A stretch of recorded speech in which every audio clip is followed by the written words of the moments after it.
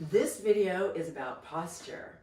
So my tall, beautiful model is now going to turn, and we're going to talk about how we stack the building blocks, because if you literally stack your bones, it does not take a lot of effort to keep your upright posture. So you want to have good footprints, weight on the ball of the foot, centered through the first and second toe, and the center of the heel.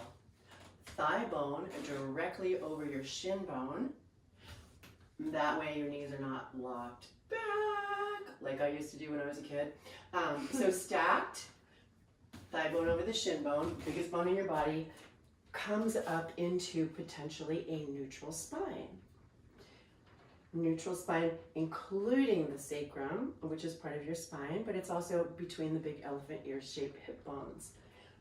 Apex of the lumbar curve is directly behind your navel. Will you point to your navel, please? And then lengthen on up. Now, some people are very into the J-shaped spine. I think it's perfectly healthy to have a little curve here, but you don't want that exaggerated. And then lengthening out the crown of your head, which is lightly on top of the rest of the building blocks. So that way you get your ears over your shoulders, and it's easy